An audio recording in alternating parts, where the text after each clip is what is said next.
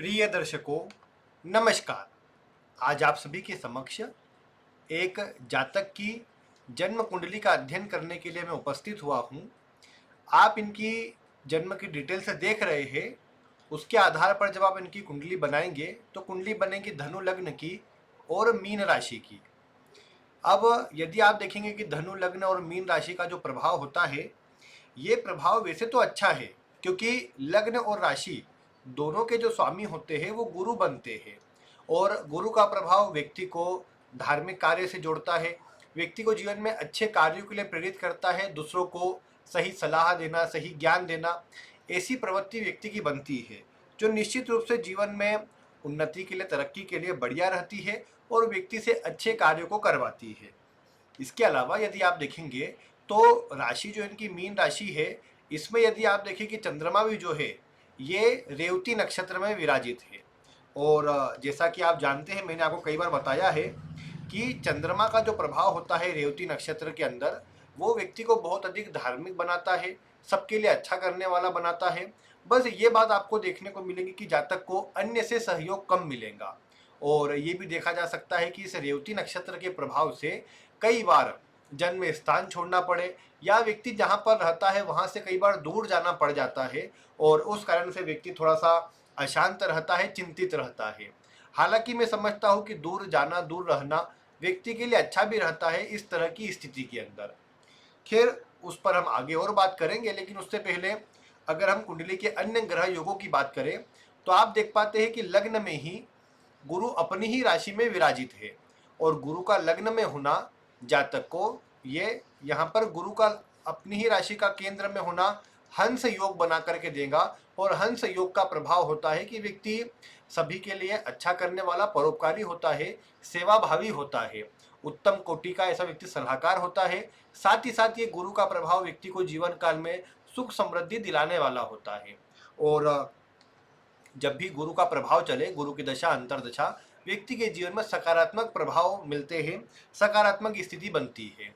इसके अलावा यदि आप एक बात देखेंगे कि ये जो गुरु है यहाँ लग्न में अपनी राशि के हैं, तो जैसा मैंने कई बार कहा भी है कि लग्न में गुरु हो गए, इसका मतलब ये नहीं कि आपको सब बैठे बैठे मिल जाएगा। ये गुरु अन्य ग्रहों के मुकाबले अधिक संघर्ष करवाते हैं, और गुरु का लग्न में होना व्यक्ति को बहुत मेहनत करवाता है, तब जाकर के अच्छा मान सम्मान, अच्छी सफलता दिला पाता है। तो ये बात यहाँ पर अवश्य से देखने को मिलती है, जो व्यक्ति को मिल भी रही होंगी। इसके अलावा यदि आप देखेंगे तो इस गुरु के साथ में शुक्र विराजित है। और शुक्र अगर लग्न में हो तो वैसे तो लग्जरी में जीवन जीना, सुखपूर्वक जीवन जीने का स्वभाव रहता है।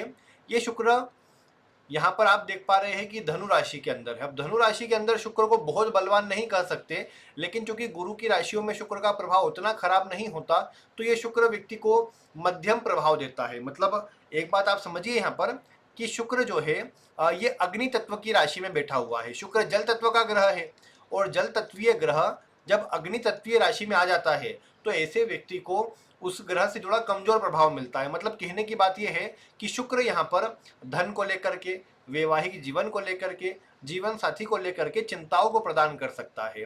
तो ये काम यहाँ पर शुक्र करेगा। इसके अलावा आप एक और बात जानते हैं कि धनु लग्न के अंदर शुक्र छठे भाव और 11वें भाव का स्वामी होता है। छठे का स्वामी, 11वें का स्वामी लग्न में आ जाए तो ये भी कहीं ना कहीं ये देखा गया कि व्यक्ति को चिंताएं प्रदान करता है। जरूर लाभ भाव के स्वामी का लग्न में आना व्यक्ति के जीवन में लाभ के योग बनाए रखता है। धन को लेकर के अन्य के सामने हाथ फैलाने वाली स्थिति नहीं आने देता, बल्कि इसे महाधनी योग कहा गया है, जो धन आदि के लिए ठीक ही रहता है।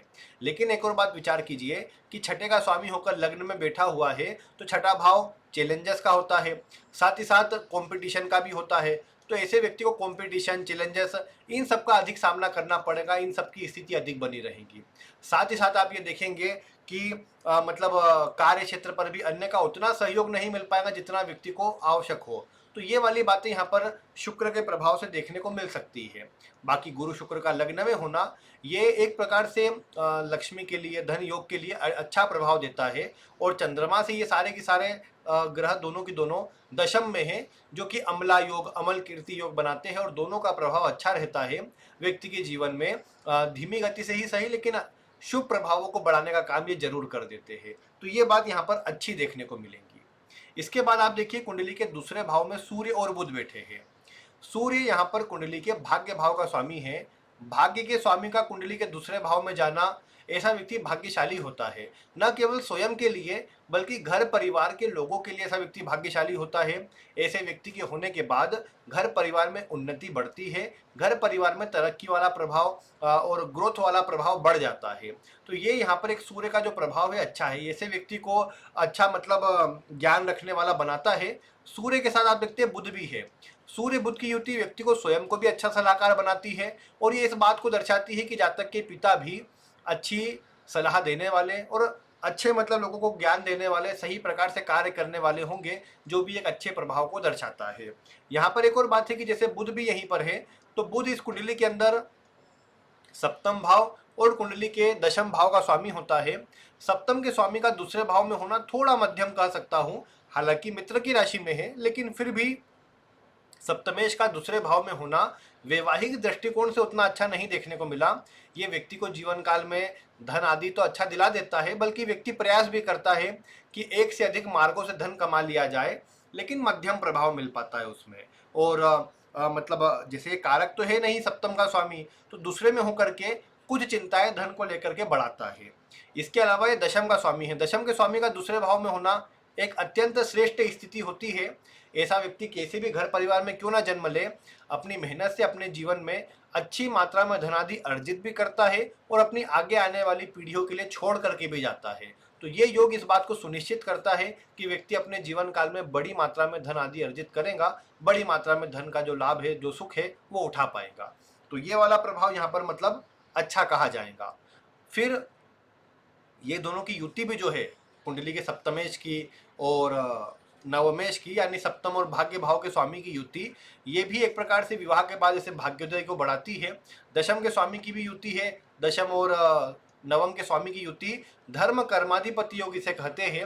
ऐसा व्यक्ति ईमानदारी से काम करता है, कभी किसी का बुरा ना हो इस बात का ध्यान रखता है और हमेशा कोशिश करता है कि दूसरों के लिए किस प्रकार अच्छा कर सकता हूँ। और इसी प्रवृत्ति का प्रभाव, इसका जो लाभ है व्यक्ति को जीवन में एकाएक तो नहीं लेकिन धीरे धीरे करके बढ़िया मिल जाता है, जो कि व्यक्ति की उन्नति में सहायक सिद्ध होता है। तो ये बात यहाँ पर अच्छी निकल के आती है। फिर यदि आप देखें कि चंद्रमा कुंडली के चतुर्थ भाव में है, चतुर्थ भाव में चंद्रमा दिग्बली होता है और दिग्बली चंद्रमा जीवन काल में सुख समृद्धि दिलाएगा, लेकिन देखिए अकेला बैठा हुआ है, इसके न कोई आगे बैठा है न कोई पीछे बैठा है।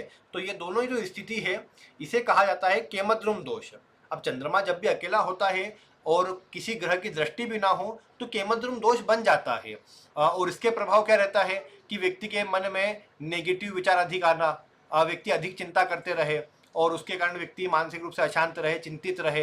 अकेला बैठा हुआ है तो व्यक्ति को लगे कि मुझे किसी का भी सहयोग आज तक मिला ही नहीं, मुझे जीवन में सब कुछ अकेले ही करना पड़ा, मुझे मतलब कोई व्यक्ति ने कोई अच्छा सपोर्ट नहीं किया, सहयोग नहीं किया। ये वाला स्वभाव व्यक्ति के मन में अधिक आएगा और यही स्थिति फिर क्या करती है, व्यक्ति को मानसिक रूप से अशांत करती है, चिंतित करती है।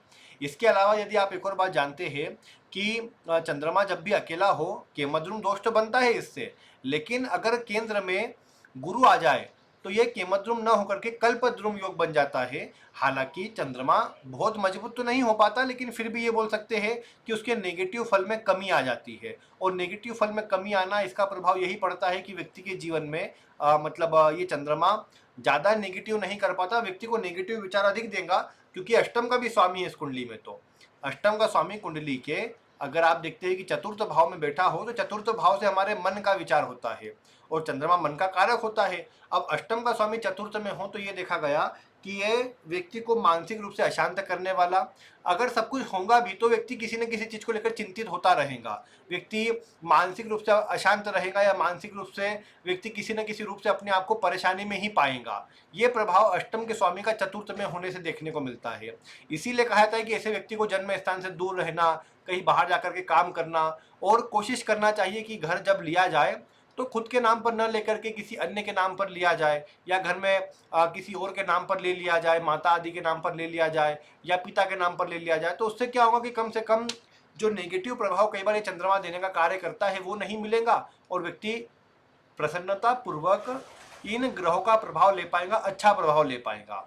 तो ये बात यहाँ पर सबसे प्रमुख है। इसके अलावा यदि आप देखें कि इस कुंडली के अंदर छठे भाव में राहु है। देखिए छठे भाव का राहु इस बात को दर्शाता है कि व्यक्ति के जीवन में जो भी मतलब जैसे रोग का प्रभाव है, रिपु यानी शत्रुओं का जो प्रभाव है, और साथ में ऋण का जो प्रभाव है, ये राहु का छठे भाव में होना इन चीजों को बढ़ावा देता है। क्योंकि छठे का स्वामी लग्न में है तो व्यक्ति को इन चीजों से जोड़ कर रखता है। हालांकि इन चीजों से व्यक्ति को बर्बाद नहीं होने देता, व्यक्ति को इनसे बाहर निकाल कर लाता है। जैसे राहु छठे भाव में तो रोग भी अलग अलग प्रकार के रोग लग जाते हैं, एलर्जी इन्फेक्शन के, कुछ नसों से जुड़े हुए, कुछ मतलब रोग पकड़ में भी नहीं आते, कुछ मानसिक रोग भी बढ़ जाते हैं। चंद्रमा कमजोर है तो मानसिक रोग का प्रभाव तो है ही। मानसिक रोग में ये चंद्रमा बेचैनी, अप्रसन्नता, हर चीज में असंतुष्टि वाले प्रभाव को बढ़ावा देता है। तो ये चीजें, और राहु भी इसी तरह के प्रभाव को दे रहा है कि अलग अलग रोग हो रहे हैं और व्यक्ति जब इलाज करवाता है तो कई बार निकलते नहीं, कई बार रोग निकल भी रहे हैं तो वो नसों से जुड़े हुए हैं, या राहु का जो इन्फेक्शन एलर्जी से जुड़े रोग होते हैं, राहु का प्रभाव अधिक है उन पर। तो वो चीजें क्या होती है कि व्यक्ति को मतलब अप्रसन्न रखती है। और फिर एक और बात है ना कि देखो गुरु जहां होता है उस भाव में कमजोरी लेकर के आता है। ये बात मैं आपको पहले भी बता चुका हूं। तो जैसे गुरु लग्न में है, भले लग्न के स्वामी है, लेकिन एक काम क्या करेंगे कि व्यक्ति के स्वास्थ्य में कमजोरी रखेंगे, व्यक्ति को स्वास्थ्य को लेकर के कमजोर असर प्रदान करेंगे। तो ये स्थिति व्यक्ति को परेशान करती है, चिंतित करती है, ये बात यहाँ पर देखने को मिलती है। और फिर राहु भी उस चीज को बढ़ाता है। हालांकि राहु जैसा मैंने कहा ये रोग रिपु ऋण से रक्षा भी करता है, शत्रुओं पर विजय बनाता है, शत्रुओं के सामने हारने नहीं देता। ये इसके प्रभाव में अच्छी चीजें आती है। और कोई भी कंपटीशन आ जाए, कोई भी चैलेंज आ जाए, उसका डटकर सामना करने की प्रेरणा भी देता है। और ये देखा गया कि उनसे बाहर निकालने का कार्य भी ये राहु करता है। हालांकि ये जरूर है कि देखो इस छठे का स्वामी लग्न में आ गया तो ये थोड़ा सा ये शुक्र के कारण कमजोरी बढ़ गई है, कमजोरी ज्यादा मिल रही है। लेकिन उसके बाद भी ये बोल सकता हूँ कि थोड़ा जो प्रभाव है ये यहाँ पर इस राहु का भी रोगों को प्रदान करने वाला, चिंताओं को देने वाला है। इसके अलावा जैसे आप देख पा रहे हैं नवम भाव में गुलिक है, ये गुलिक इसका नाम है। और गुलिक का प्रभाव ये होता है कि नवम भाव में हो करके ये व्यक्ति को मन में, जैसे नवम भाव जो है एक प्रकार से हमारे भविष्य के लिए हम किस प्रकार की सोच को रखकर चल रहे हैं वो भी दर्शाता है। ये भाग्य का तो भाव है ही। व्यक्ति के मन में होता है कि सब काम जल्दी जल्दी हो जाए, लेकिन कई बार व्यक्ति देखेगा कि गुलिक के यहाँ पर हो जाने से, क्योंकि ये तो शनि का ही पुत्र के रूप में लिया गया है, तो ऐसे में ये भाग्य में कई बार देखा गया कि थोड़ी रुकावटों को जन्म देता है। पिता से मिलने वाले सहयोग में कमी लेकर के आता है, कई बार पिता से तालमेल कमजोर भी रहते देखे गए ऐसी स्थिति में। तो व्यक्ति बेचैन रहता है, मतलब कहने की बात यही है। और फिर आगे की सोच में व्यक्ति को लगता है कि नहीं सब कुछ समाप्त हो जाएगा, जैसा चल रहा है बहुत खराब स्थिति है, पता नहीं, मतलब अपने आप को ही व्यक्ति अभागा सोचने लगता है। भले चीजें ठीक भी हो, मतलब अन्य के मुकाबले में कहूँ अगर स्थिति ठीक भी हो तो व्यक्ति नेगेटिव विचार करता रहे, उसमें ये नवम भाव में गुलिक का प्रभाव भी अधिक देखने को मिल सकता है, जो व्यक्ति को बेचैन करता है। तो ये वाला प्रभाव है। हालांकि इसके लिए आगे उपाय पर चर्चा हम करते हैं। इसके बाद यदि आप देखेंगे इस कुंडली के अंदर, कुंडली के लाभ भाव में तुला राशि के अंदर शनि और मंगल दोनों ग्रह बैठे हैं। देखिए तुला राशि जो है ये व्यक्ति के विवाह के लिए और वैवाहिक जीवन के लिए महत्वपूर्ण राशि, क्योंकि आप जानते हैं काल पुरुष के सप्तम भाव में आने वाली राशि है ये। तो ऐसे जिस भी व्यक्ति की कुंडली में तुला राशि में पापक ग्रह बैठे होते हैं वो वैवाहिक जीवन में थोड़ी कमजोरियों को दर्शाते हैं, थोड़ा मिला जुला प्रभाव देते हैं। दूसरे नंबर पर यह देखा गया कि व्यक्ति जिन पर विश्वास करता है उनसे धोखा मिलता है। साझेदारी में व्यक्ति काम करता है तो उसमें धोखा मिलने की संभावना रहती है। शनि मंगल का योग कंस्ट्रक्शन के लिए, टेक्निकल वर्क के लिए, जमीन से जुड़े कार्यों के लिए, जमीन से लाभ के लिए बढ़िया रहता है। ऐसे व्यक्ति को जमीन से अच्छी मात्रा में लाभ मिलता है, जमीन पर लगाया गया धन बढ़ता है, व्यक्ति को लाभ देकर के जाता है। बस ये ध्यान रखना चाहिए कि विश्वसनीय व्यक्ति से धन मतलब जमीन आदि ली जाए और डील की जाए। क्योंकि एक और बात देखिए कि मंगल की जो दृष्टि है वो कुंडली के छठे भाव पर पड़ती है। छठे भाव पर मंगल की दृष्टि अच्छी होती है, लेकिन ये धन को लेकर के कई बार चिंता देती है। और दूसरा प्रभाव ये देखा गया कि व्यक्ति जिनको धन दे देता है वो धन जल्दी मिल नहीं पाता, फंस जाता है, डूब जाता है, व्यक्ति ढंग से मांग नहीं पाता और वो परेशान करता है धन को लेकर के। इसलिए व्यक्ति को इससे बचना चाहिए, किसी को धन देना नहीं चाहिए। इसके अतिरिक्त यदि आप देखेंगे कि शनि मंगल का जो प्रभाव है, जैसा मैंने कहा, प्रॉपर्टी के लिए, सुखों के लिए बढ़िया है। ये निर्माण योग भी से कहा जाता है कि मतलब एक से अधिक घर आदि का सुख ये दिलाता है, जमीन आदि का सुख ये दिलाता है। ये बात यहाँ पर देख सकते हैं। ये भी है कि देखो दोनों मित्र ग्रह तो नहीं होते, दोनों शत्रु है आपस में, और लाभ भाव में दोनों ग्रह का होना ये देखा गया कि व्यक्ति को लाभ यानी इच्छाओं की पूर्ति के लिए संघर्ष करवाता है और कई बार चिंताओं का सामना व्यक्ति को करना पड़ता है धन लाभ को लेकर के। तो ये वाला प्रभाव थोड़ा चिंता दे सकता है, लेकिन अच्छी बात यह है कि लाभ भाव में दोनों ग्रह लाभ के मार्ग में उतने बाधक नहीं बनते, थोड़ी चिंताएं प्रदान करते, रुकावटें प्रदान करते, लेकिन धन मिलता है, अच्छी मात्रा में मिलता है। और फिर कुंडली के 12वें भाव में अगर आप देखेंगे केतु बैठे हुए हैं, कुंडली के 12वें भाव में केतु का होना व्यक्ति को धार्मिक कार्य में जोड़ता है, परोपकार में, दान सेवा भाव में व्यक्ति को जोड़ता है। व्यक्ति हमेशा दूसरों के लिए अच्छा करता है और कोशिश करता है कि केवल धार्मिक उन्नति के लिए बढ़ाया, धार्मिक कार्य किए जाए और मोह माया से अपने आप को दूर रखा जाए। वो वाला प्रभाव यहाँ पर बढ़ता है इस केतु के 12वें भाव में होने से। व्यक्ति के मन में यही होता है कि वो आध्यात्मिक उन्नति करे और आध्यात्मिक मार्ग पर आगे बढ़े। ये व्यक्ति के स्वभाव में भी होता है, जो कि मैं खराब नहीं समझता, इस केतु के प्रभाव से अच्छा ही समझता हूँ। तो ये एक अच्छी बात है, इसका प्रभाव खराब नहीं है। फिर यदि आप इस कुंडली में देखें तो जातक को लगभग, अगर आप अभी, वैसे तो 2 वर्ष से कम का समय है, लेकिन अगर आप ये सोचकर चले कि 2 वर्ष का समय बाकी है इस दशा को पूरा होने में, लेकिन पिछले 18 वर्ष से अधिक समय से जातक को जो दशा चल रही थी, वो दशा चल रही थी यहाँ पर कुंडली के मतलब छठे भाव के और 11वें भाव के स्वामी की। तीसरा, छठा और 11वां, ये जो 3 भाव होते हैं, इसे त्रिशडाय भाव कहा जाता है।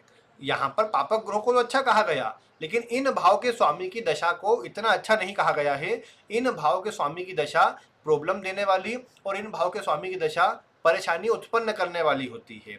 अब यहाँ शुक्र प्रबल अकारक या लग्नेश के साथ शत्रुता रखने वाला ग्रह बनता है, तो शुरुआत में ही शुक्र में परेशानी आती है। फिर और जो शत्रु ग्रह है, जैसे सप्तम का स्वामी बुध बनता है, तो शुक्र में बुध का समय जो वर्तमान में चल रहा है 13 मार्च 25 से 11 जनवरी 26 तक जातक को जो दशा चल रही है शुक्र में बुध की दशा, ये दशा जातक को मानसिक रूप से ज़्यादा परेशान करने वाली, शारीरिक रूप से कष्ट देने वाली और मानसिक के साथ शारीरिक प्रताड़ना के अलावा धन को लेकर के चिंता देने वाली प्रभाव में आ रही है। कार्य क्षेत्र में भी एक उदासीनता वाला असर इस समय पर बढ़ जाता है।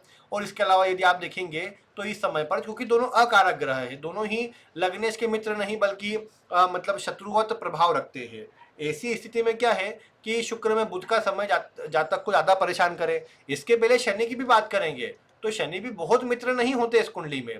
तो शुक्र में शनि और शुक्र में बुध दोनों दशाओं की अगर आप स्थिति देखेंगे, यानी 2020 से ही जातक के लिए नकारात्मक प्रभावों की वृद्धि नजर आती है और जातक ज्यादा परेशान नजर आता है। वैसे तो ये शुक्र की जो दशा है जो कि पिछले 18 वर्षों से है, जातक को परेशानी तो इन पूरे 18 वर्षों में ही रही होंगी, किसी न किसी रूप में जातक को मानसिक अशांति, परेशानी, चिंता ही मिली होंगी।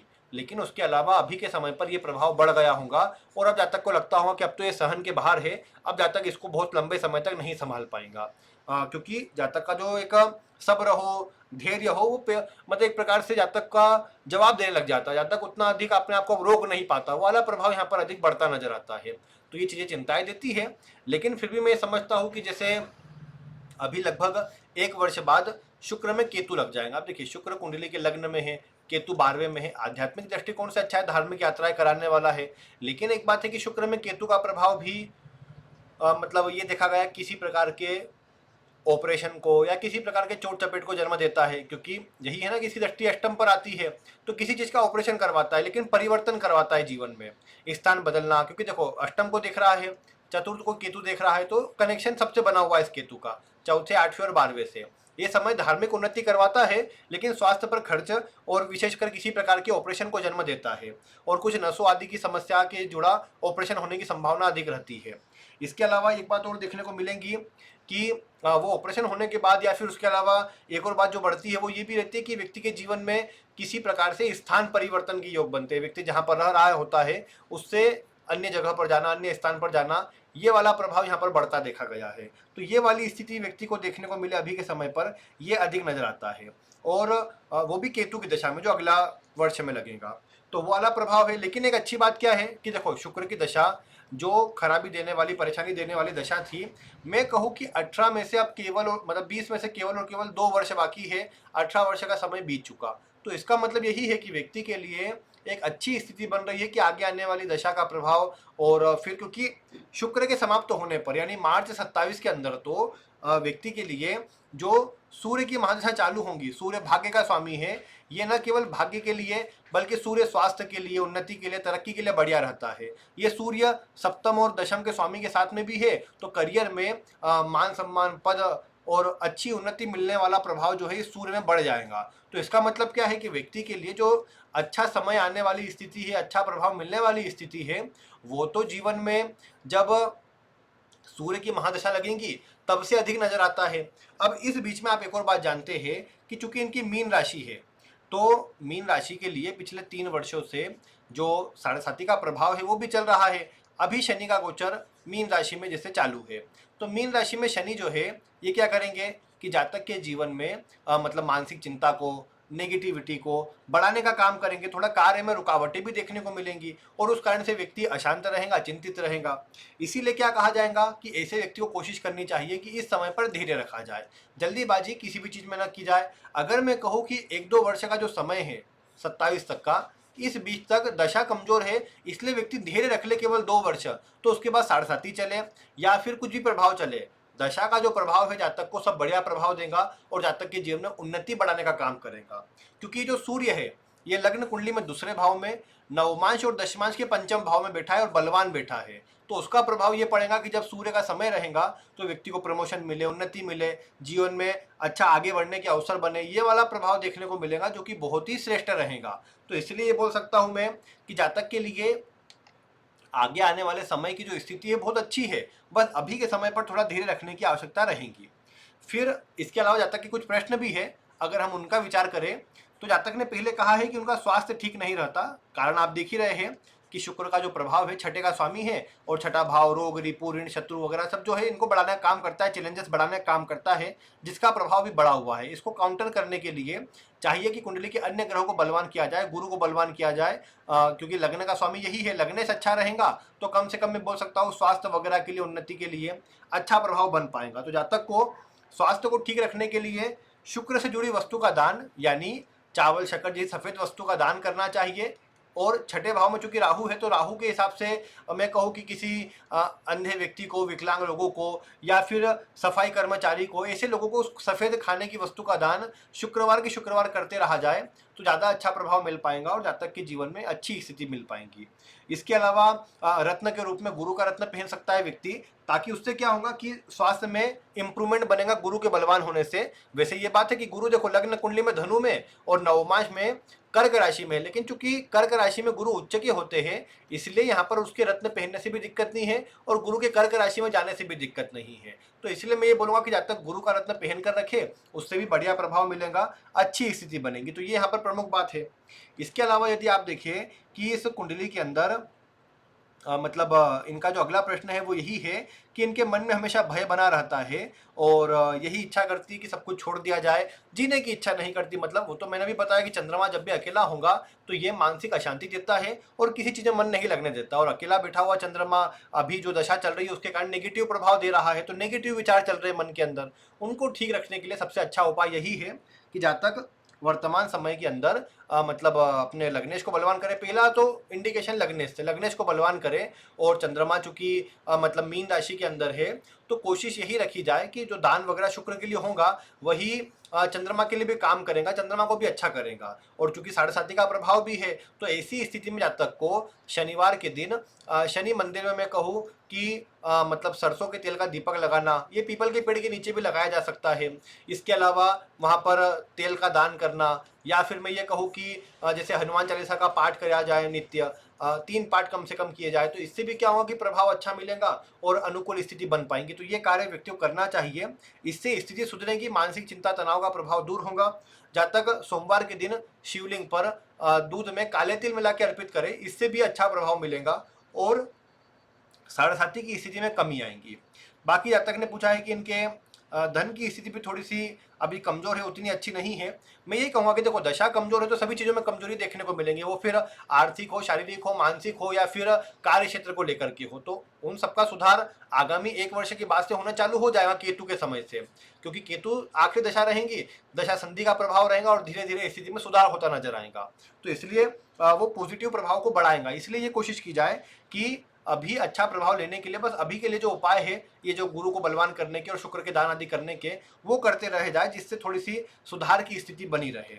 बाकी इनका अगला प्रश्न यही था, आखिरी प्रश्न, कि ईश्वर की तरफ इनका बढ़ने का रुझान अधिक है, धार्मिक चीज़ें इनको सीखना, धार्मिक कार्य में जुड़ना, आध्यात्मिक उन्नति के लिए इनको आगे बढ़ना वो अच्छा लगता है। तो मैं कहूँगा कि उसके योग भी है, केतु भी उसमें सपोर्ट देता है और आगे चलकर उसकी स्थिति भी है कि, और वैसे भी गुरु धार्मिक कार्य जोड़ता है, धार्मिक स्थिति बनाता भी है। तो मैं कहूँगा कि ये अच्छे योग है, जहाँ तक आगे चल करके और मजबूती के साथ धार्मिक कार्यों में जुड़ सकता है। मैं यहाँ पर ये कहूँगा कि इसका और अच्छा प्रभाव लेने के लिए जहाँ तक हमेशा बस यही करते रहे कि गुरु को बलवान रखें और नेगेटिविटी आदि से बचने के लिए सूर्य को अर्घ्य दें, क्योंकि जन्म सूर्य जब कुंडली के दूसरे भाव में हो तो जन्म सूर्योदय के पहले का होता है। तो ऐसी स्थिति में सूर्य का पूरी एनर्जी नहीं मिल पाती। तो ऐसी स्थिति में अब तक को यही करना चाहिए कि सूर्य को अर्घ्य देना प्रतिदिन, और साथ में मतलब कोई ना कोई मंदिर जाते रहे, और हो सके तो पीले चंदन का या पीला कोई तिलक लगाना चाहिए, हल्दी वगैरह का। उससे भी बढ़िया प्रभाव गुरु का बढ़ता है, जो चिंताओं को भी कम करता है और प्रभाव अच्छा देता है। शिव जी की पूजा करने से भी ये चंद्रमा का असर भी अच्छा होता है, नेगेटिविटी चिंता से बचाव होता है। और बाकी साढ़े साथी का प्रभाव के लिए हनुमान चालीसा और जो अन्य उपाय बताए उनसे स्थिति सही हो जाएंगी। बाकी दशा तो की थोड़ी ही बची है, तो इसमें दान आदि करके और धैर्य रख के इस दशा को निकालने का प्रयास करें। बाकी अब तो खैर इतना समय नहीं है कि इसके लिए कोई अलग से कोई विशेष उपाय किया जाए। हालांकि शुक्र चूंकि धनु राशि में है तो किसी देवी के मंदिर में दान आदि किया जा सकता है, देवी के मंदिर में जाकर सेवा दी जा सकती है, इससे भी शुक्र का प्रभाव अच्छा होगा। तो ये कुछ कार्य किया जाए, देवी के मंदिर में दही का दान करना, ये भी शुक्र का उपाय होता है नवम राशि के अंदर। तो इसलिए ये कार्य करने से बढ़िया प्रभाव मिल जाएगा, तो ये काम कर ले। बाकी गुरु का रत्न मतलब मैं कहूँ कि लॉकेट में पहन सकते गले के अंदर, और लगभग मैं कहूँ कि 5.25 या उसके ऊपर 5.25 से 6-7 रत्ती के आसपास का मतलब पहन लिया जाए। वैसे 5.25 कम से कम, अधिकतम 7 रत्ती तक जाया जा सकता है। सोने में पहन लिया जाए, सोने की अंगूठी में। अगर अंगूठी में पहनते हैं तो सोने की अंगूठी में तर्जनी उंगली में पहने, नहीं तो लॉकेट में पहनते हैं तो सोने का पेंडल बना करके गले में धारण कर ले, तो ये अच्छा प्रभाव देगा किसी भी शुक्ल पक्ष के गुरुवार को। तो ये कार्य करने से क्या होगा कि व्यक्ति की जो ग्रहों का प्रभाव वो मजबूत होगा और जातक को अच्छा प्रभाव मिलेगा। तो बस यही कुछ कार्य करने चाहिए। बाकी जो भी अभी शत्रु वगैरह का, रुकावटों का जो भी प्रभाव बढ़ा हुआ है वो ये शुक्र से ही है, और शुक्र की दशा के लिए उपाय हो जाएंगे तो बाकी चीजें अपने आप कम हो जाएंगी, धन में भी वृद्धि होंगी और सुखों का प्रभाव भी अच्छा मिल पाएगा। तो यही कार्य यहाँ पर जरूरी है जो करने चाहिए। बाकी व्यक्ति के लिए स्थिति अपने आप इन्हीं उपायों से धीरे धीरे करके सही बन जाएंगी, अच्छी बन जाएंगी। बाकी प्रिय दर्शकों, अगर आप इस जातक के विषय में कुछ बताना चाहते हैं तो आपका स्वागत है, आप वीडियो में कमेंट करके अवश्य बता सकते हैं। बाकी आज की वीडियो में इतना ही। वीडियो देखने के लिए आपका बहुत बहुत धन्यवाद।